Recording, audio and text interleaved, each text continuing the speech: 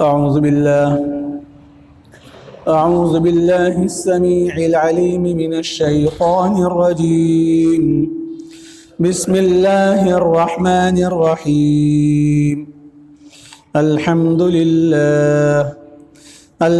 لله عدد خلقه ورضا نفسه وزنة عرشه ومداد كلماته.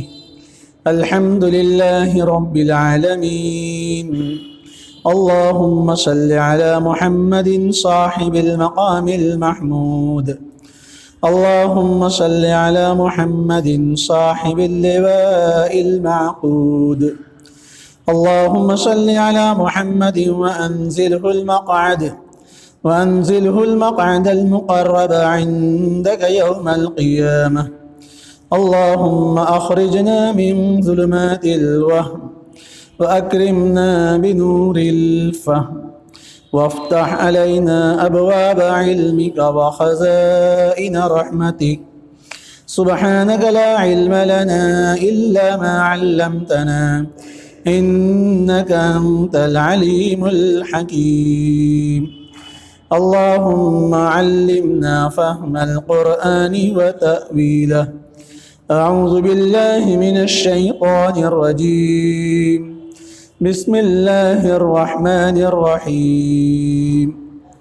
فتول عنهم فما أنت بملوم وذكر فإن الذكرى تنفع المؤمنين. وما خلقت الجن والإنس إلا ليعبدون. ما أريد منهم من رزق وما أريد أن يطعمون. إن الله هو الرزاق ذو القوة المتين. فإن للذين ظلموا ذنوبا مثل ذنوب أصحابهم فلا يستعجلون. فويل للذين كفروا من يومهم الذي يوعدون. صدق اللہ العظیم. اللہ تعالیٰ نے ارشاد فرمایا فتول عنہم، پس اے نبی آپ ان سے اعراض کر لیجئے، آپ ان سے منہ موڑ لیجئے. فما انت بملوم، پس نہیں ہے آپ پر کوئی ملامت. وذکر، اور آپ نصیحت کرتے رہیے. فإن الذکرى، پس بے شک نصیحت تنفع المؤمنین، نفع دیتی ہے ایمان والوں کو. وما خلقت الجن، اور نہیں پیدا کیا میں نے جنوں کو، والانس، اور انسانوں کو، الا لیعبدون، مگر اس لیے کہ وہ میری عبادت کریں. ما ارید منہم من رزق، میں نہیں ارادہ کرتا ان سے رزق کا. وما ارید ان یطعمون، اور نہ میں یہ ارادہ کرتا ہوں، نہ میں یہ چاہتا ہوں ان یطعمونی، کہ وہ مجھ کو کھلائیں. ان اللہ، بے شک اللہ تعالیٰ، هو الرزاق، وہی رزق دینے والا ہے. ذو القوة المتین، مضبوط طاقت والا ہے. فإن للذین، پس بے شک ان لوگوں کے لیے، ظلموا، جنہوں نے ظلم کیا ہے، ذنوباً، ڈول ہے، مثل ذنوب اصحابہم، جیسے ان کے ساتھیوں کا ڈول تھا. فلا یستعجلون، پس وہ جلدی نہ کریں، جلد بازی نہ کریں. فویل للذین، پس ہلاکت ہے ان لوگوں کے لیے، الذین کفروا، جنہوں نے کفر کیا، من یومہم الذی، اس دن جس دن کا ان سے وعدہ کیا گیا ہے. صدق اللہ العظیم. محترم سامعین، یہ 27واں پارہ ہے، اور 27ویں پارے میں سورہ ذاریات کی 54 سے لے کر 60 نمبر تک آیات ہیں، جن کی تلاوت اور ترجمہ آپ حضرات نے سنا. اور انہی آیات پر سورہ زاریات مکمل ہو رہی ہے۔ ان آیات کریمہ سے پہلی آیات میں اس بات کا بیان تھا کہ کذالک اے نبی صلی اللہ علیہ وسلم، آپ اپنی دعوتی مشن کو آپ جاری رکھیے۔ آپ کے دعوت کے جواب میں کفار و مشرکین آپ کو کیا کہہ رہے ہیں؟ آپ کو ساحر کہہ رہے ہیں، جادوگر کہہ رہے ہیں، آپ کو شاعر کہہ رہے ہیں، شاعر کہہ رہے ہیں، آپ کو مجنوں کہہ رہے ہیں، دیوانہ کہہ رہے ہیں۔ زمانہ یوں ہی اپنے محسنوں کو تنگ کرتا ہے، وہ ان کو درس دیتے ہیں، وہ ان سے جنگ کرتا ہے۔ كذلك ما أتى الذين من قبلهم من رسول إلا قالوا ساحر أو مجنون۔ اسی طرح جس طرح آپ کو یہ سب القابات، اعزازات سے نوازا جا رہا ہے، کہیں آپ کو ساحر، کہیں آپ کو شاعر، کہیں آپ کو مجنوں، کہیں آپ کو دیوانہ، یہ جس طرح کفار مشرکین مکہ آپ کی شان میں گستاخی کرتے ہوئے آپ کو طرح طرح کے الزامات سے متہم کر رہے ہیں، یہ کوئی نئی بات نہیں ہے۔ كذلك ما أتى الذين من قبلهم من رسول، آپ سے پہلے بھی جب بھی کوئی نبی، کوئی رسول آیا، إلا قالوا ساحر أو مجنون، ان نبیوں اور ان رسولوں کو بھی یہی کہا گیا، یہ تو ساحر ہیں، جادوگر ہیں، مجنون ہیں، دیوانہ ہیں۔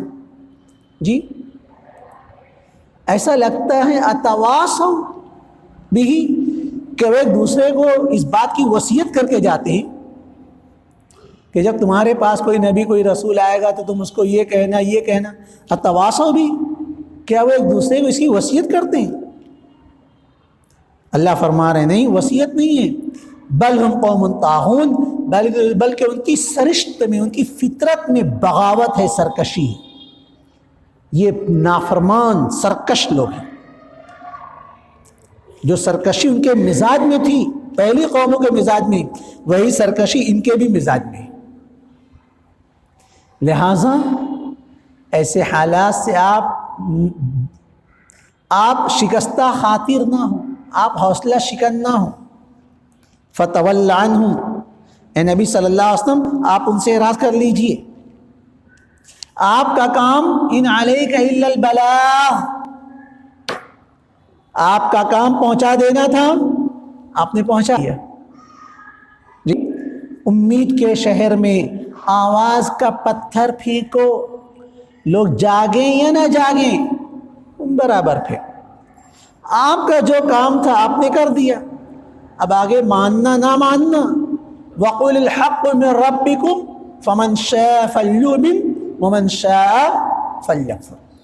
حق آ گیا، اب جس کو چاہے، جس کو ماننا ہو مانے، جس کو نہ ماننا ہو نہ مانے۔ نبوی ہدایات، آسمانی ہدایات اور نبوی فیضان کی مثال تو اس بارش کی سی ہے جو ہر ایک کے لیے برستی ہے۔ بارش کسی مخصوص فرد، کسی مخصوص قوم، قبیلے، علاقے کے لیے نہیں ہوتی، بارش تو ہر ایک کے لیے برستی ہے۔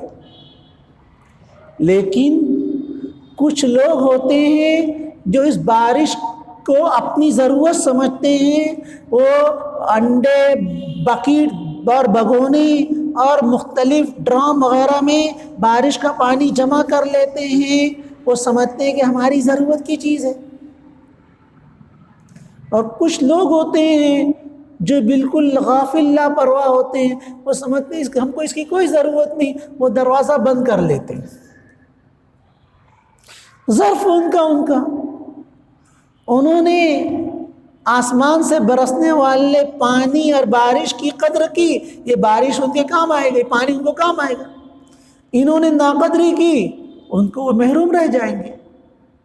یہ بزم میں ہے یا کوتاہ دستی میں ہے ناکامی، جو بڑھ کر خود اٹھا لے ہاتھ میں مینا اسی کا ہے، تم نہیں اور صحیح اور نہیں اور صحیح۔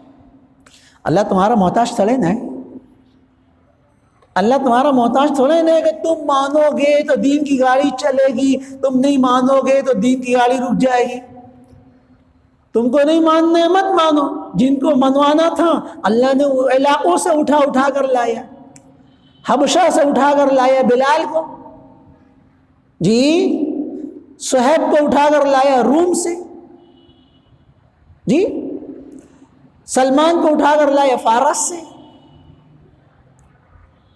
ان کے دلوں میں قدردانی تھی، طلب تھی، اللہ نے ان کو اٹھا کر لایا اور نبی کے قدموں میں ڈال دیا۔ جو لوگ نبی سے قریب تھے وہ ہو گئے دور، اور جو بہت قریب، جو بہت دور تھے وہ ہو گئے قریب۔ یہ ظرف اپنا سمجھو میں کیا کہہ رہا ہوں۔ تو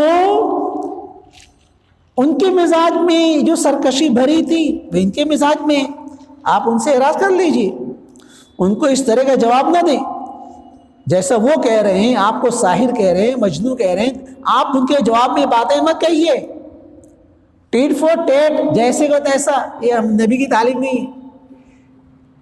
اگر آپ بھی ان کے جواب میں ان کو یہی کہیں گے کہ تم بھی دیوانہ ہو یہ ہو، تو آپ ان میں کیا فرق رہ جائے گا؟ آپ تو نبی ہیں، نبی کے اخلاق، کاد الحلیم ان یکون نبیا، حلیم بردبار انسان اس لائق تھا اسے نبی بنا دیا جاتا۔ اس کے لیے تاریخ گواہ ہے، اعدائے دین، دشمنان اسلام، کفار مشرکین نے جتنے بھی سخت سے سخت الفاظ اور برے القاب آپ کے سامنے کہے، آپ صلی اللہ علیہ وسلم نے کبھی کسی کا جواب نہیں دیا، کبھی کسی کا جواب نہیں دیا۔ دشمن سے لیا ظلم کا بدلہ نہ کسی وقت، مارا بھی تو اخلاق کی تلوار سے مارا۔ فتول عنہ، آپ ان سے اعراض کر لیجئے، انک لعلی خلق عظیم، بے شک آپ بڑے اخلاق پر فائز ہیں۔ ان کی بیہودہ باتوں کا جواب دینے کی آپ کو ضرورت نہیں ہے۔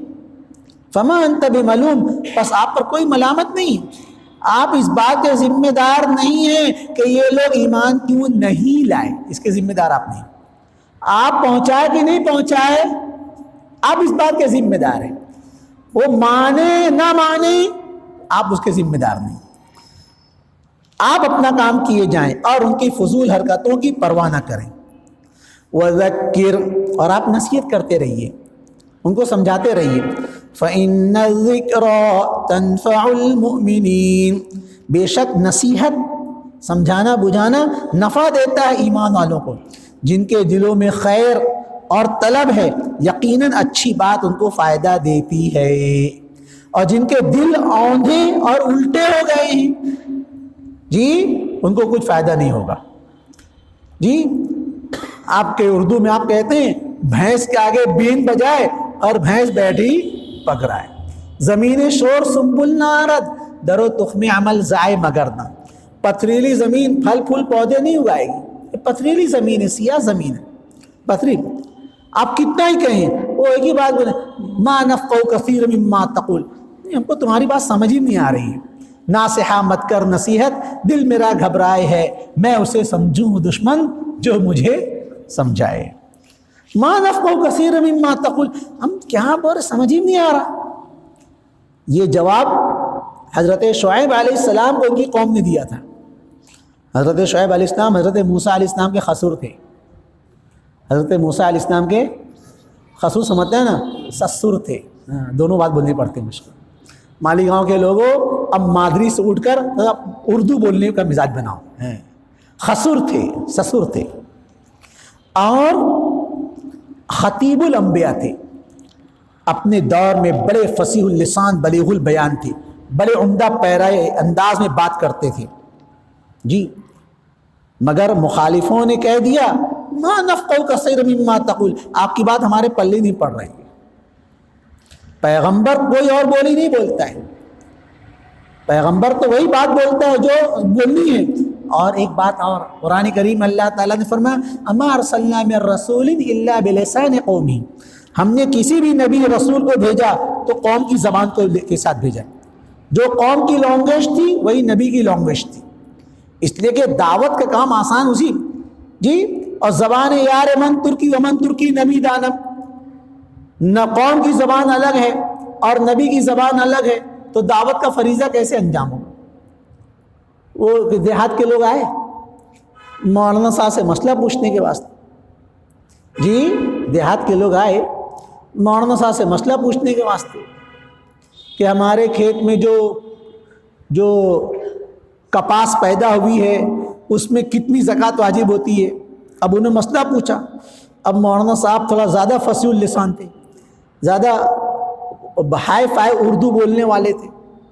مولانا صاحب کو پوچھنا تھا بتلاؤ کہ اس تمہارے کھیت کو آسمان کے پانی سے سیراب کیا گیا یا تمہارے کھیت باڑی کے پانی سے؟ اب سیدھی سادھی بات مولانا کو بولنی تھی جی. لیکن ہوتے ہیں کچھ لوگ ان کو فصاحت بلاغت ہی ان کو زیادہ عزیز ہوتی ہے. وہ کہنے لگے در کشت پنبا تقاتر امتار کہ تمہارے انہیں اس کو فارسی میں بولیں. اب وہ کیا سمجھیں گے بیچارے؟ بولے چلو چلو چلو ابھی مولانا تسبیح پڑھ رہے ہیں بعد میں آئیں گے. ابھی مولانا تسبیح پڑھ رہے ہیں چلو بعد میں آئیں گے. یہ معاملہ ہوتا ہے جی. اسی لیے فرمایا کلموا الناس علی قدر عقولہم. ایسی بات کرو جو لوگوں کے دماغ میں اتر سکے جی.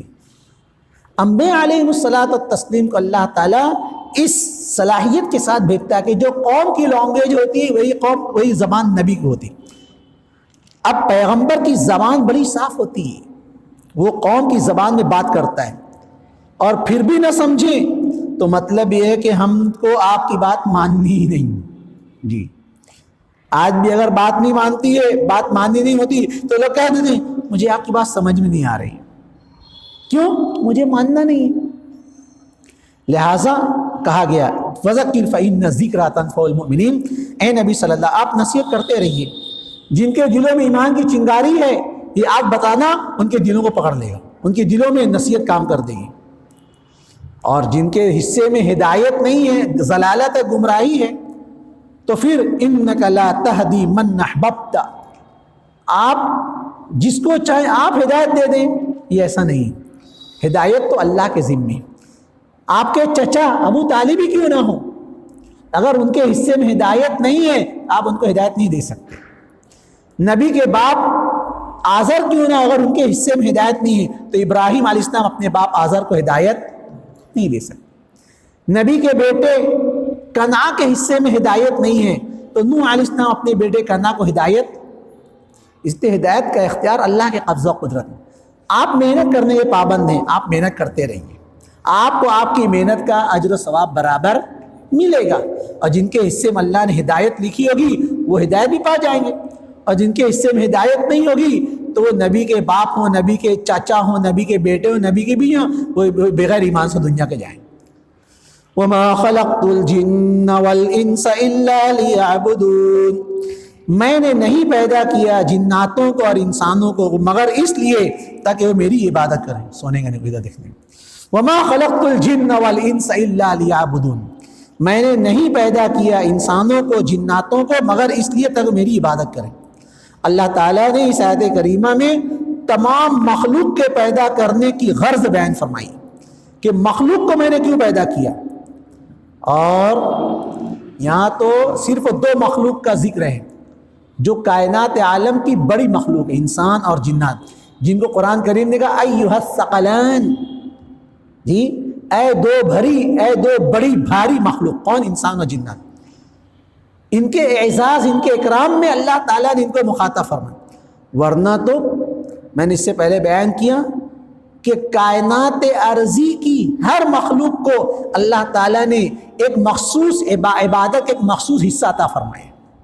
یاد آیا جی؟ شاہ ولی اللہ محدث دہلوی رحمۃ اللہ علیہ نے لکھا ہے کہ کائنات میں دنیا میں جتنے درخت ہیں اللہ تعالیٰ نے ان کو نماز کا ایک رکن قیام عطا فرمایا ہے. ہم لوگ نماز میں کھڑے رہتے ہیں, اس کو قیام کہتے ہیں. نماز کا ایک رکن قیام اللہ نے درختوں عطا فرمایا. جتنے درخت ہیں کائنات میں پھیلے ہوئے وہ ہمیشہ سے ہمیشہ تک جب تک ہیں وہ قیام ہی میں ہیں، قیام میں رہیں گے. نماز کا ایک پارٹ، ایک رکن اللہ نے. پھر طائران خوش الحان، اس دنیا میں جتنے چرند پرند چہچہاتے ہیں وہ چہچہا کر اللہ کی تسبیح بیان کرتے ہیں. اللہ تعالیٰ نے نماز کا دوسرا رکن قرات اللہ نے ان کو عطا فرمائے. نماز میں قرات پڑھتے ہیں، قرات اللہ تعالیٰ نے ان کو چرند پرند کو عطا فرمایا کہ وہ چہچہا کر اللہ تعالیٰ کی تسبیح اور تقدیس اور تعریف اور بزرگی بیان کرتے. پھر اس کائنات عالم میں جتنے چوپائے ہیں، 4 پاؤں والے جانور ہیں جو جھک کر چلتے ہیں، اللہ تعالیٰ نے ان تمام کو نماز کا ایک رکن رکوع ان کو عطا فرمایا، وہ ہمیشہ سے رکوع میں رہیں. پھر کائنات کی وہ مخلوقات جو حشرات الارض جو زمین سے چھپڑ کر چلتے ہیں، اللہ تعالیٰ نے ان کو سجدہ عطا فرمائے، وہ ہمیشہ سے سجدے میں ہیں. اور نماز کا ایک رکن قاعدہ اللہ تعالیٰ نے پہاڑوں کو عطا فرمائے. روئے زمین کے جتنے پہاڑ ہیں یہ اللہ کے حضور قاعدے میں بیٹھے ہوئے. تو نماز کے مختلف اجزاء، قیام کسی کو دیا، قرات چرند پرند کو دیا، رکوع چوپاؤں کو دیا، سجدہ حشرات الارض کو دیا، قاعدہ پہاڑوں کو دیا. کائنات ارضی کی کوئی بھی مخلوق ایسی نہیں ہے جو اللہ کی عبادت اور بندگی نہ کرتی. اے انسان، تو چونکہ اشرف المخلوقات ہے، یہ تیرے اعزاز اور تیرے انعام اور تیرے اکرام کی چیز ہے کہ کائنات عالم میں نماز کے جو پارٹس، جو ارکان پھیلے ہوئے ہیں، اس کا مجموعہ ہم نے تجھ کو دیا ہے. اس کا مجموعہ ہم نے تجھ کو دیا ہے. اور انسان وہ پوری کی پوری عبادت کرتا ہے جو کائنات کی دیگر مخلوقات فردن ادا کرتے ہیں. وما خلقت الجن والانس الا لیعبدون.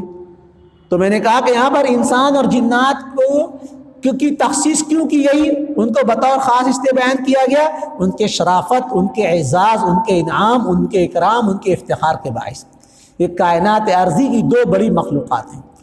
اللہ فرما، ورنہ تو کائنات کی ہر چیز وَإِن مِّن شَيْءٍ إِلَّا يُسَبِّحُ بِحَمْدِهِ وَلَٰكِن لَّا تَفْقَهُونَ تَسْبِيحَهُمْ. کائنات کی کوئی چیز ایسی نہیں ہے جو اللہ کی تسبیح اور تعریف اور بزرگی نہ بیان کرتی ہو. یہ اور بات ہے کہ تم سمجھنے نہیں پاتے ہو. وَمَا خَلَقْتُ الْجِنَّ وَالْإِنسَ إِلَّا لِيَعْبُدُونَ. میں نے نہیں پیدا کیا انسانوں کو جناتوں کو مگر اس لیے تک میری عبادت کریں. اللہ تعالیٰ نے اس آیت کریمہ میں مخلوق کے پیدا کرنے کی غرض بیان فرمائی ہے کہ میں نے ان کو اس لیے پیدا کیا تاکہ میری عبادت کریں. مقصد زندگی آمد برائے بندگی، زندگی آمد برائے بندگی، زندگی بے بندگی شرمندگی. زندگی اللہ تعالیٰ نے بندگی کے لیے عطا فرمائے. زندگی اللہ تعالیٰ نے بندگی کے لیے، اپنی عبادت کے لیے عطا فرمائے ہیں. زندگی بے بندگی شرمندگی، وہ زندگی جس میں عبادت نہ ہو، اپنے رب کی اطاعت نہ ہو، وہ شرمندگی ایسا کچھ نہیں. حضور اکرم صلی اللہ علیہ وسلم کی خدمت میں کسی قبیلے کے لوگ آئے اور انہوں نے عرض کیا ہم اسلام تو قبول کریں گے لیکن ہم زکوٰۃ نہیں دیں گے. حضور علیہ السلام نے کچھ دیر کے لیے مان لیا، چلو بھائی ابھی نہیں دیں گے، آئندہ دینے والے بن جائیں گے، پک اپ میں آ جائیں گے. کہا ہم یہ بھی نہیں کریں گے. ہوتے ہوتے معاملہ نماز کا، ہم نماز نہیں پڑھیں گے. حضور نے فرمایا لا خیر فی دین من لا رکوع لخالقہ. وہ مذہب کوئی مذہب ہے جس اپنے پیدا کرنے والے کی عبادت نہ ہو، یہ نہیں چلے گا. یہی وجہ حضور نے فرمایا من ترک الصلاۃ متعمدا فقد کفر. جی، جس نے جان بوجھ کر نماز چھوڑ دیا اس نے کفر کیا. بین العبد و بین الکفر ترک الصلاۃ. بندے اور کفر کے درمیان نماز چھوڑنا ہے. جس نے نماز چھوڑ دیا اس نے گویا کفر کیا. تو نماز چھوڑنے پر، عبادت پر کوئی کمپرومائز نہیں ہے، اور ہم یہیں پر کمپرومائز کرنا چاہتے ہیں۔ بس اتنا یہ سب ہو رہا ہے مولانا، اتنا ہی نہیں ہوتا، اتنا ہی نہیں۔ آپ کو معلوم ہے نماز کا تذکرہ قرآن میں 700 مقامات پر ہے۔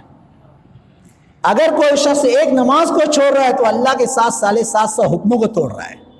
آپ اس کو معمولی سمجھتے ہیں، یہ اتنا ہی سب کچھ، اس کی زندگی برباد۔ حضور فرما رہے ہیں من فاتت صلاۃ فکأنما وطر اہلہ ومالہ، جس شخص کی ایک نماز چھوٹ گئی وہ انجام کے اعتبار سے ایسا ہے جیسے اس کا گھرانہ، اس کا گھر بار سب لٹ گیا، پٹ گیا، برباد ہو گیا، وہ ننگا رباب رہے، کچھ نہیں رہے گا۔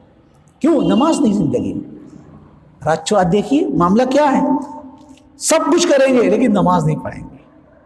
شیخ عبد القادر جیلانی محبوب سبحانی رحمۃ اللہ نے غنیت الطالبین میں لکھا ہے کہ بے نمازی کی کوئی بھی نیکی قبول نہیں ہوتی، بے نمازی کی کوئی بھی نیکی۔ اور اگر آپ حدیث کے مفہوم میں اس کو تلاش کریں تو وہ حدیث جس میں حضور علیہ السلام نے فرمایا کہ نماز میں سستی کرنے والوں کو 15 طریقے سے عذاب ہوتا ہے، ان میں 5 عذاب دنیا میں، ان 5 عذاب میں سے اس کی نیکیوں کا بدلہ ہٹا دیا جاتا ہے۔ اس کے لیے آج بہت آسان ہے ہنستے ہوئے بول دینا جی، غفلت لاپرواہی کا اظہار، تو ہم آپ پر کوئی آبجیکشن نہیں لے سکتے، ہم داروگیر نہیں ہیں۔ لیکن سوچو کل قیامت کے روز اللہ کے یہاں روز محشر کے جہاں گزار بود اولی پرسش نماز بود، اول ما یحاسب به العبد یوم القیامت الصلاۃ، قیامت کے دن سب سے پہلا جو حساب ہوگا نماز کے بارے میں، نماز پڑھی کہ نہیں پڑھی؟ جی، ایک شخص عرض کرے گا اے اللہ میں دنیا میں بہت بیمار رہتا تھا اس لیے میں نماز نہیں پڑھتا تھا۔ اللہ حضرت ایوب علیہ السلام کو پیش کرے کہ ایوب زیادہ بیمار تھے یا تو زیادہ بیمار تھا؟ صبر ایوب تو معلوم ہے نا جی، ایوب علیہ السلام کی بیماری زیادہ تھی یا تیری بیماری زیادہ تھی؟ ظاہر سی بات ہے دنیا کا بیمار سے بیمار انسان حضرت ایوب سے زیادہ بیمار تو نہیں ہو سکتا، لیکن اللہ دلیل پیش کریں گے میرا ایوب، میرا بندہ ایوب اتنا بیمار ہونے کے باوجود اس نے نماز نہیں چھوڑا، تو ایسے کیسے چھوڑ گیا؟ جی، ایک عورت کو پیش کیا جائے گا نماز کیوں نہیں پڑھتی تھی؟ بھلے میرا شوہر بہت ظالم تھا، بہت مارتا تھا، ٹھوکتا تھا۔ آسیہ کو پیش کیا جائے گا کہ آسیہ کا شوہر فرعون زیادہ ظالم جابر تھا یا تیرا شوہر زیادہ ظالم جابر تھا؟ کوئی دلیل، کوئی حیل و حجت، کوئی بہانہ چلنے والا نہیں ہے۔ اس سے بڑی بات اور کیا ہوگی؟ حضور اکرم صلی اللہ علیہ وسلم مرض الوفات میں مبتلا ہے، مرض الموت آخری بیماری، بیماری کی شدت، بیماری کی انتہا کا اندازہ لگائیے کہ آپ سیدھے کھڑے بھی نہیں ہونے پا رہے ہیں، آپ چلنے بھی نہیں پا رہے ہیں۔ 2 صحابہ، ایک جانب حضرت علی اور ایک جانب حضرت عباس رضی اللہ عنہ، ان 2 صحابہ کے سہارے سے حضور مسجد میں تشریف ورجلاه يتخط، اور آپ کے پیر مبارک زمین پر ٹک بھی نہیں رہے، لڑکھڑا رہے، اور سر میں شدید درد اتنی ہے کہ وعلیہ عصابۃ دسمہ، آپ کے پیشانی پر ایک چکنی پٹی بندھی ہوئی ہے سر درد کی وجہ سے، اور بخار کتنا رہتا تھا؟ حضرت عبداللہ بن مسعود رضی اللہ فرماتے ہیں ایک مرتبہ میں نے حضور صلی اللہ علیہ وسلم کا ہاتھ چھوا، فمسست، میں نے آپ کا ہاتھ چھوا تو آپ کا بخار تھا، میں نے عرض کیا اللہ کے رسول انک لتوعک کما یوعک رجلان، اللہ کے رسول آپ کو تو اتنا بخار ہے جتنا 2 آدمیوں کو بخار ہوتا ہے، جی جتنا 2 لوگوں کو بخار ہوتا ہے اتنا اکیلا بخار آپ کے؟ آپ نے فرمایا ہاں اجل، مجھ کو اجر بھی اتنا ہی دیا جائے گا جتنا 2 لوگوں۔ تو آپ کو بخار اتنا زیادہ، آپ کے سر میں اتنی شدید درد، آپ کے جسم کی نقاہت، کمزوری کا یہ عالم کہ آپ کے پائے مبارک زمین پر ٹک بھی نہیں رہے۔ قربان جائیے ان تمام اعذار، ان تمام امراض، ان تمام مجبوریوں، ان تمام نقاہتوں کے باوجود نبی نے نماز نہیں چھوڑا ہے، مسجد میں آ کر نماز ادا کیا ہے۔ کل قیامت کے دن یہ بے نمازی امت اپنے نبی کو کیا منہ دکھائے گی؟ بال دکھ رہا تھا، ناخن دکھ رہا تھا، آپ کو معلوم بال ناخن دکھنا کوئی دکھنا نہیں ہوتا، یہ میرے استاد مولانا محفوظ الرحمان صاحب رحمۃ اللہ علیہ کی اصطلاح ہے جی، امک بہانے کو ہم جو کہتے ہیں کوئی بہانہ نہیں چلنے والا ہے جی۔ اللہ فرما رہے ہیں وَمَا خَلَقْتُ الْجِنَّ وَالْإِنسَ إِلَّا لِيَعْبُدُونَ، میں نے انسان اور جنات کو اپنی عبادت کے لیے پیدا کیا. مقصد زندگی عبادت ہے، اور عبادت ہوگی تو إِيَّاكَ نَعْبُدُ وَإِيَّاكَ نَسْتَعِينُ، دو چیز لازم و ملزوم ہے. تم ہماری مدد کے بغیر تم چل نہیں سکتے. اپنے مال و دولت پر، اپنے کارخانے، اپنے سائزنگوں پر، اپنے کھیت کھلیان پر، اپنی فیکٹریوں پر، اپنی حکومت پر، اپنی کرسی پر، اپنے حسن جمال پر، اپنی صلاحیت پر، اپنی قابلیت پر، اپنی کوالیفیکیشن پر، اپنی گریجویشن پر، اپنی کثرت اولاد پر، اپنی ورق پر ناز مت کرنا، گھمنڈ مت کرنا. تیری اوقات اس سے زیادہ کچھ نہیں ہے. انتم الفقراء الی اللہ، تم سب اللہ کے محتاج ہو. یہ مت سمجھنا کہ دو پیسہ آ گیا، بینک بیلنس ہو گیا، اللہ کے نہیں. آنا کے غنی ترند محتاج ترند. جو جتنا زیادہ بڑا ہے وہ اتنا ہی زیادہ اللہ کی مدد کا محتاج ہے. سو جاتے ہیں فٹ پاتھ پہ اخبار بچھا کر، مزدور کبھی نیند کی گولی نہیں کھائے. جتنی دولت بڑھتی ہے اتنا ٹینشن بڑھتا ہے. ہیپر ٹینشن، چوری کا ڈر، ڈکیت کا ڈر، جی ایس ٹی کا ڈر، انکم ٹیکس کا ڈر.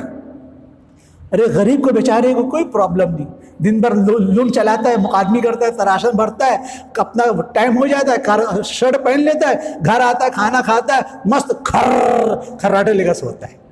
اس کو کوئی پرابلم نہیں بیچارے. اور جہاں پر مال دولت زیادہ ہے، جی جہاں پر اقتدار اور کرسی زیادہ ہے، وہاں تو جان کے بھی خطرے ہیں، ہے کہ نہیں ہے جی. گمنام زندگی تھی، عہدہ ملا تو نیند بھی اپنی نہیں رہی. گمنام زندگی تھی تو کتنا سکون تھا.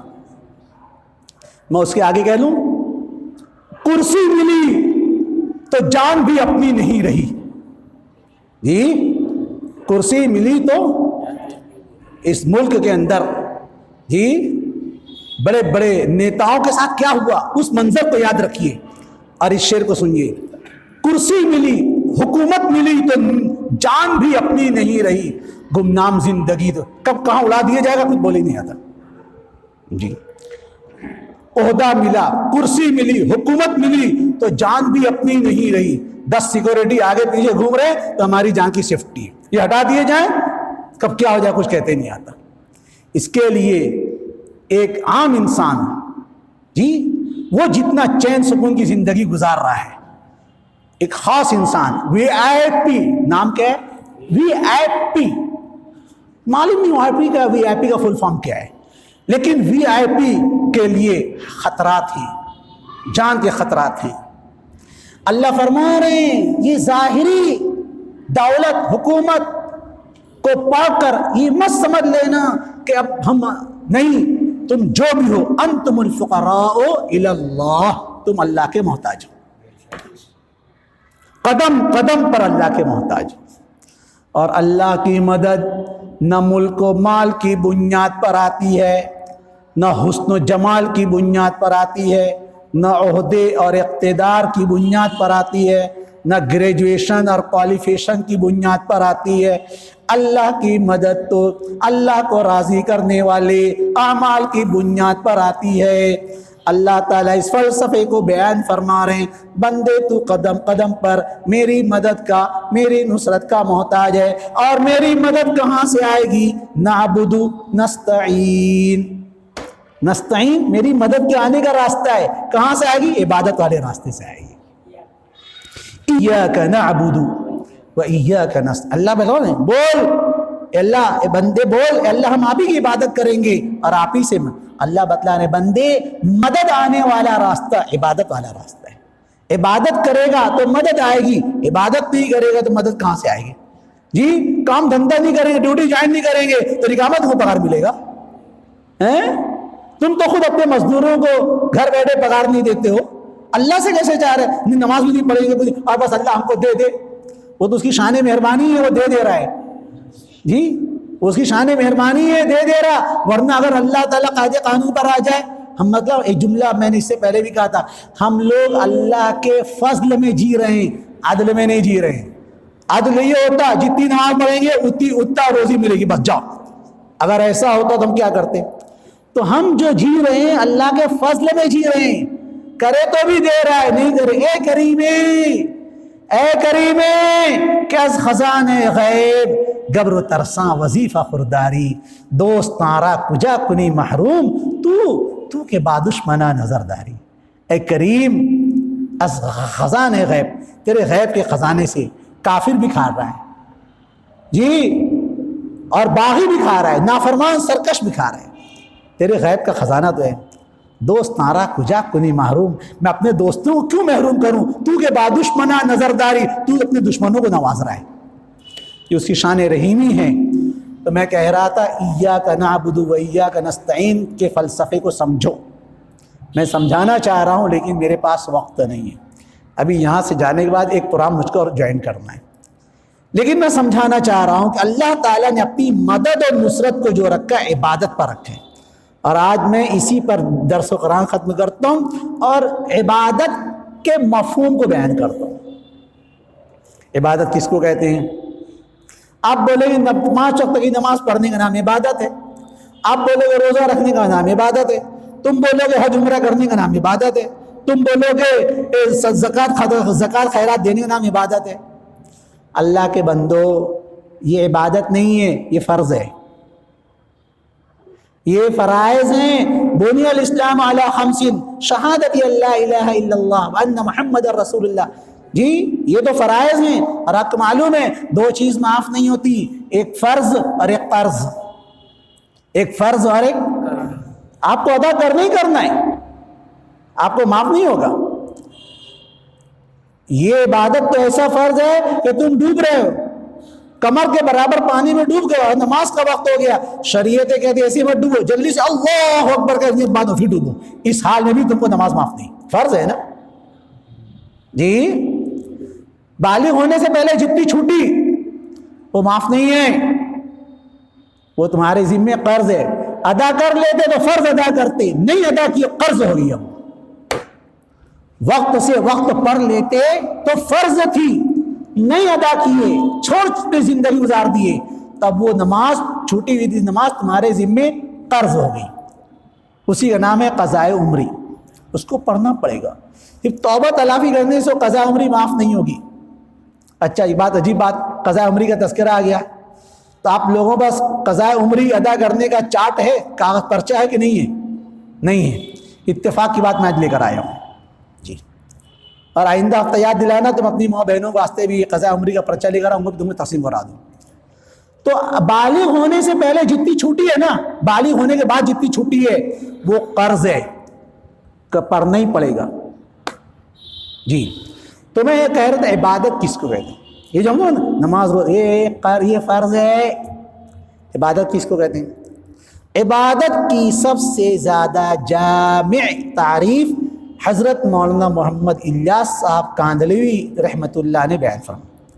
حضرت نے فرمایا عبادت نام ہے پیدا ہونے سے لے کر مرنے تک زندگی کے ہر آن، ہر لمحے، ہر پل، ہر فیلڈ میں، ہر شعبہ زندگی میں اللہ کے حکم نبی کے طریقے کے مطابق زندگی گزارنا، اس کا نام عبادت ہے.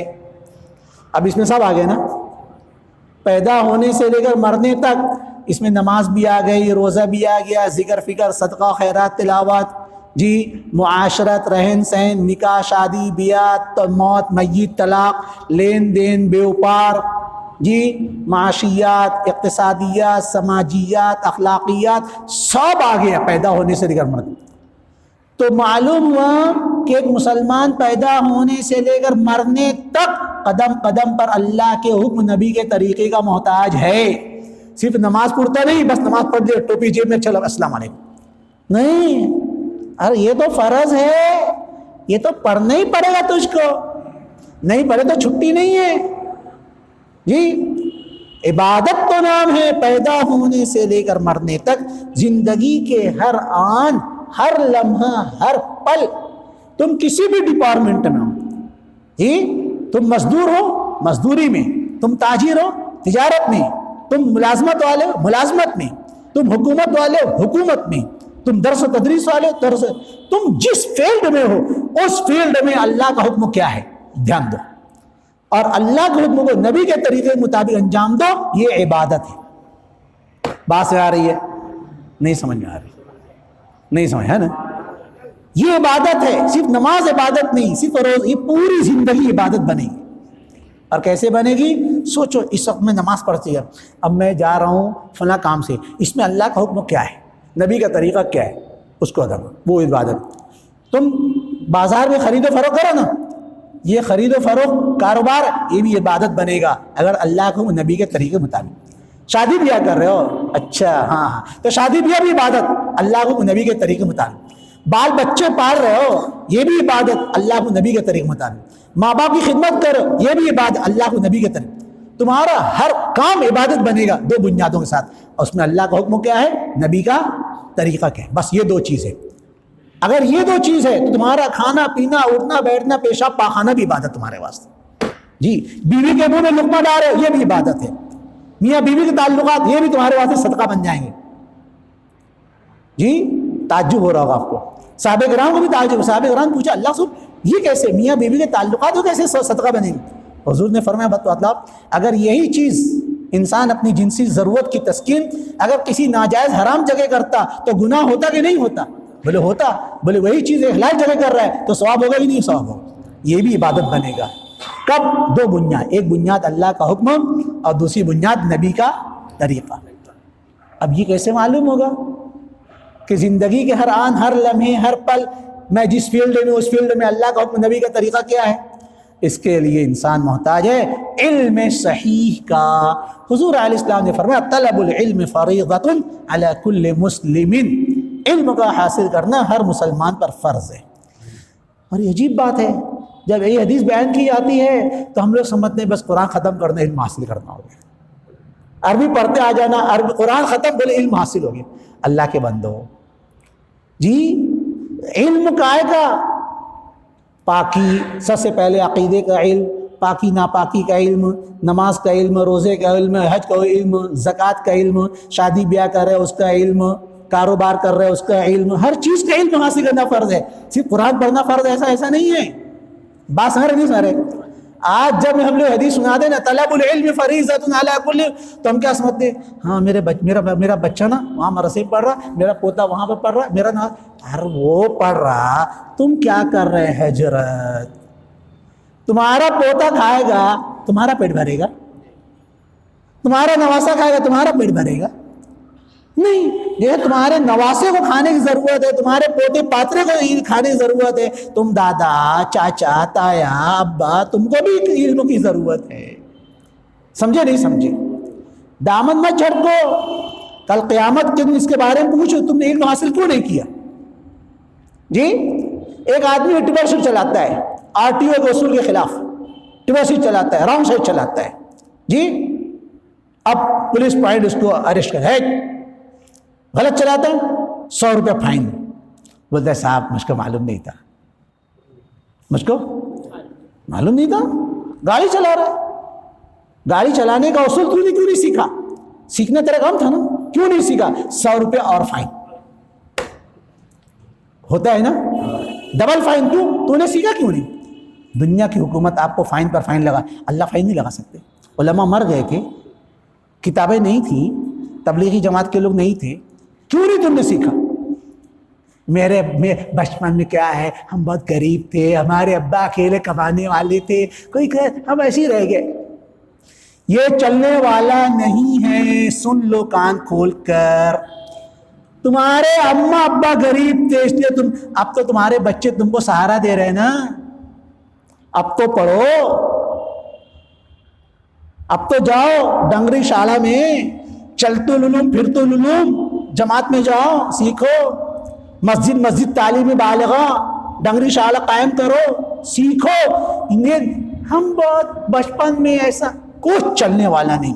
اور یہ بات میں مالیگاؤں میں کہہ رہا ہوں، مالیگاؤں میں تو میں کہتا ہوں، مالیگاؤں میں اگر کوئی شخص پیدا ہو کر جاہل مر گیا تو اس کا کوئی عضو اللہ کے یہاں چلنے والا نہیں۔ کتنے مدرسے، کتنے مکتب، کتنے جماعت، کتنی جمعیت، اس کے باوجود تم جائے رہے نہیں چلنے والا ہے۔ اس کے لیے علم صحیح کی ضرورت ہے، اور علم صحیح کے واسطے انسان محتاج ہے۔ علماء کرام کا حضور فرماتے ہیں کن عالما او متعلما او مستمعا او محبا ولا تکن الخامس فتہلک۔ حضور فرماتے ہیں تم خود عالم بنو، عالم نہیں بن سکتے، علم حاصل کرنے والے بنو، یہ نہیں بن سکتے علماء کرام کی باتوں کو دھیان سے سننے والے بنو، سن کر بھی تم کو علم حاصل جائے گا۔ جی انگوٹھے چھاپ لو، کچھ نہیں، الف بام بالا نہیں، لکھتے نہیں آتا، لیکن مجھ کو سورہ سبح اسم ربک الاعلی سنا دیے، سورہ والضحیٰ۔ میں نے کہاں سنا ہے سلیم میں؟ ارے بولے تمہارے پیچھے جمعہ میں سن کر ہم کو یکتی آ دیا تھا۔ علم حاصل کرنے کا ذریعہ یہ بھی، اور یہ بھی نہیں، ان سے علماء کرام سے محبت رکھو۔ یہ 4 کیٹیگری ہے، عالم بنو، متعلم بنو، ان سے محبت رکھو، ان سے ان کی باتوں سنو۔ 5واں مت بننا ورنہ ہلاک ہو جاؤ۔ 5واں کیا مت بننا؟ ان تبغض العلم واہلہ، علم اور علماء سے دشمنی مت رکھنا، علم اور علماء کرام سے کینہ مت رکھنا، کپٹ مت رکھنا، جلن مت رکھنا۔ فقہ اکبر میں امام ابو حنیفہ فرماتے ہیں من ابغض عالما بغیر سبب ظاہر خیف علیہ الکفر، جو شخص کسی عالم سے بغیر کسی ظاہری سبب کے دشمنی رکھے، کینہ رکھے، اس شخص کے کافر ہو جانے کا اندیشہ ہے۔